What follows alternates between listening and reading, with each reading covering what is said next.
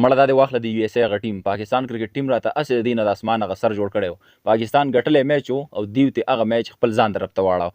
بهرحال ساوت افریقا یو زبردست شکست ورکو د یو اس ای ټیم ته د سوپر 8 په مقابلو کې. خیر مقابله یو اس ای ګوره ډېره زیاته زبردست او ښکلې مقابله امریکایي ټیم وکړله د ساوت افریقا سره. مطلب داسې نه ده چې ون سایډډ میچ ورسره وکړو، بالکل 50-50 مقابله ورسره وکړه او میچ همداسې مزه کوي. صرف او صرف یو نیم ور چې کوم دی د امریکایي ټیم خراب کړی دی، باقي چې کوم دی که چېرته کې هغه یو نیم ور ښه یوټیلایز شوی وی، تقریبا د 18 رن سره یو اس ای د ساوت افریقا نه دغه میچ وویلو. یعنې ډېر زیات کلوز فایټ وشو، ډېر زیات قریب مقابله وشوله او ډېر زیات 50-50 میچ و. لکه مطلب لګېدله داسې چې کېدی شي یو اس ای والا یعنې د امریکایي کرکټ ټیم د ساوت افریقا نه دا میچ راوړی. خو بهرحال بیا ساوت افریقا اخیره کې ډېر زیات زبردسته بالینګ وکړو او دغه میچ یې په خپل نوم باندې کړو. 194 رنز ساوت افریقا کرکټ ټیم کړي او 195 ټارګټ و.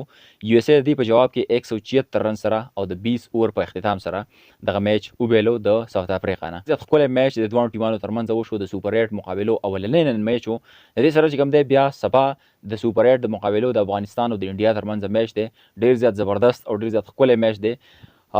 دعا به کوو د افغانستان لوبډلې دپاره الله پاک په هغې باندې د انډیا نه دغه میچ وګټلی کړي.